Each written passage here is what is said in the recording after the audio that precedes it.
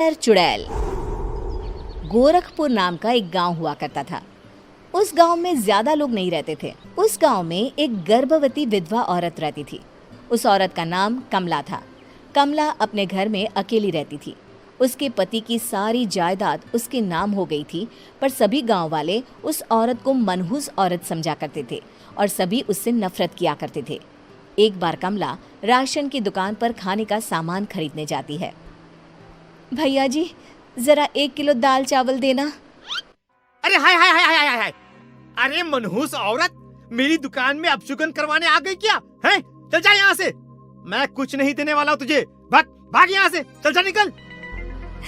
भैया जी, ऐसा मत कहिए, मैं गर्भवती हूँ, मुझे खाने की बहुत जरूरत है, मुझे खाना दे दीजिए। दुकानदार कमला को वहां से धक्के मारकर भगा देता है। तभी कमला रोते रोते उस गांव के किन्नरों के इलाके में आ जाती है। गांव वाले किन्नरों को उसी इलाके में रखा करते थे, क्योंकि वो लोग किन्नरों को पसंद नहीं करते थे और उनके इलाके में रहने से मना करते थे।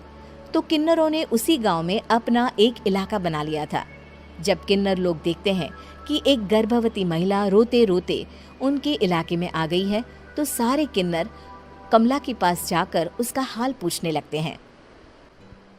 क्या हुआ बहन, तुम्हारी गर्भवती अवस्था में इतनी बुरी हालत कैसे है? तुम रो क्यों रही हो? तुम डरो मत, हम तुम्हें कोई नुकसान नहीं पहुंचाएंगे। तुम शांत होकर सब बताओ कि हुआ क्या है। मैं कमला हूँ, मैं गांव के दूसरे इलाके से आई हूँ। 2 महीने पहले ही मेरे पति की मौत हुई है। मुझे गांव के लोग मनहूस मानते हैं, क्योंकि मैं विधवा हूँ और गर्भवती भी।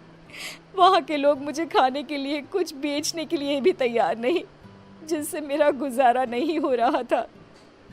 कोई बात नहीं कमला, हम तुम्हारा ख्याल रखेंगे। किन्नर लोग कमला को एक खाली घर में रहने के लिए जगह दे देते हैं और उसकी देखभाल भी करते हैं।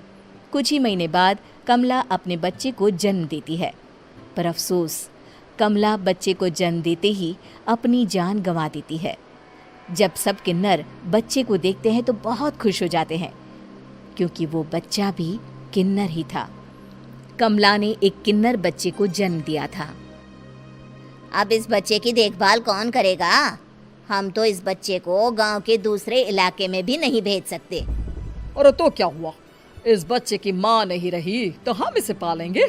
अब ये हमारे इलाके में रहेगा, हमारे साथ रहेगा। फिर वो किन्नर उस किन्नर बच्चे को गोद ले लेते हैं, उसका नामकरण कराते हैं। उस किन्नर बच्चे का नाम शक्ति रखा जाता है। देखते ही देखते शक्ति बड़ी होने लगती है। उसके रंग रूप बहुत सुंदर थे। वो बहुत सुंदर किन्नर दिखती है। एक दिन शक्ति एक किन्नर से पूछती है, माँ जी सुनिए ना, ये गांव के दूसरे इलाके में भी तो लोग रहते हैं, तो हम वहाँ क्यों नहीं जाते? हम उनसे अलग क्यों रहते हैं? शक्ति, क्योंकि वो लोग हमारे जैसे नहीं, वो लोग हमें पसंद नहीं करते, इसीलिए हम उनसे अलग रहते हैं। क्यों? वो हमें क्यों पसंद नहीं करते? मुझे एक बार उस इलाके में जाना है, मैं एक बार वहाँ जाकर घूम कर आऊँ। शक्ति, खबरदार, जो तू उस इलाके में कभी भी गई तो अपनी जान नहीं गंवाना चाहती तो उस इलाके में कभी कदम भी नहीं रखेगी, समझी? इतना कहकर वो किन्नर वहाँ से चली जाती है। शक्ति उस किन्नर की बात सुनकर बहुत रोती है। माँ जी, ऐसा कैसे कह सकती हैं? उन्होंने इतनी सी बात के लिए मुझे इतना डांटा। अब तो मैं उस इलाके में ज़रूर जाऊंगी। फिर एक दिन शक्ति गांव के दूसरे इलाके में चुपके से जाती है। ये लोग तो हमारे जैसे ही इंसान हैं, तो ये हमसे नफरत क्यों करते हैं? जब शक्ति उस इलाके में पहुंचती है तो गांव के सारे आदमी उसके रूप से मोहित हो जाते हैं। वो लोग ये अंदाज़ा नहीं लगा पाते कि वो किन्नर है। शक्ति की सुंदरता देखकर सारे गांव वाले उसकी तारीफ करने लगते हैं। तभी गांव का चक्कर लगाने गांव के जमींदार का बेटा हर्ष वहां पहुंचता है। हर्ष भी दिखने में बहुत सुंदर होता है। जब हर्ष ने शक्ति को देखा तो वो भी उससे मोहित हो गया, और जब शक्ति की नज़र हर्ष पर पड़ी तो वो हर्ष को देखकर मोहित हो गई। आपको पहले कभी इस गांव में देखा नहीं। इस गांव में आप नए हैं क्या? जी नहीं, वो मैं बस। तभी शक्ति बोलते बोलते रुक जाती है और मन में सोचने लगती है, अगर मैंने इनको बता दिया कि मैं दूसरे इलाके से आई हूँ तो वो समझ जाएंगे कि मैं किन्नर हूँ, इसलिए मुझे इनसे झूठ ही बोलना पड़ेगा। शक्ति हर्ष को कहती है, जी हाँ, मैं इस गांव में नई आई हूँ, यहाँ अकेली रहती हूँ। वैसे आप कौन है? आप भी इसी गांव में रहते हैं? जी हाँ, मैं इस गांव के जमींदार का बेटा हूँ। आपको किसी भी चीज की जरूरत पड़े तो आप मुझे बता देना, मुझे अच्छा लगेगा। ऐसे ही शक्ति और हर्ष एक दूसरे से रोज मिलने लगते। वो दोनों अपने प्यार का इजहार करने एक दूसरे से मिलने जाते हैं। तभी शक्ति का पीछा करते करते एक किन्नर वहां आ जाती है। शक्ति, शक्ति, मैं तुमसे बहुत प्यार करता हूँ। मैं तुमसे शादी करना चाहता हूँ। क्या तुम मुझसे शादी करोगी? हाँ हर्ष, मैं तुमसे शादी करूँगी, पर मैं तुमको अपने बारे में एक सच्चाई बताना चाहती हूँ जो मैंने तुमसे छुपा कर रखी है। तभी उनके बीच में ही वो किन्नर आ जाती है। शक्ति, तेरी हिम्मत कैसे हुई ऐसा करने की? वो किन्नर शक्ति को खींचकर गांव के जमींदार के पास ले जाती है। हर्ष भी वहां शक्ति को बचाने के लिए पहुंच जाता है। जमींदार शक्ति और हर्ष के प्यार के बारे में सुनकर गुस्से में आ जाता है और शक्ति को गांव के बाहर निकालने की सजा देता है। शक्ति ये बात सहन नहीं कर पाती और कुएं में कूदकर अपनी जान दे देती है। जमींदार हर्ष की शादी गांव की एक लड़की से करवा देता है, पर हर्ष इस शादी से खुश नहीं होता। शक्ति अपना बदला लेने के लिए मरने के बाद किन्नर चुड़ैल बन जाती है। अब मैं इन गाँव वालों को नहीं छोड़ूंगी, अब इनसे मैं अपने प्यार का बदला लूंगी। किन्नर चुड़ैल गांव वालों को परेशान करना शुरू कर देती है।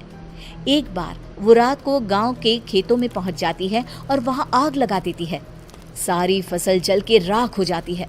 जब एक आदमी रात को उठकर देखता है कि खेत में आग लग गई है तो वो वहां पहुंच जाता है। वो देखता है कि खेतों के बीचों बीच एक किन्नर चुड़ैल खड़ी है और वहां खड़े होकर ताली बजा रही है। गांव वाला किन्नर चुड़ैल को देखकर बेहोश हो जाता है। जब सुबह उस आदमी को होश आता है तो वो सीधा जमींदार के पास जाता है। अरे जमींदार साहब, अरे वो किन्नर चुड़ैल ने मेरी सारी फसल जला दी। अब मैं क्या करूंगा? क्या होगा मेरा? जमींदार चुड़ैल किन्नर का नाम सुनते ही सब कुछ समझ जाता है। अब वो बहुत डर जाता है।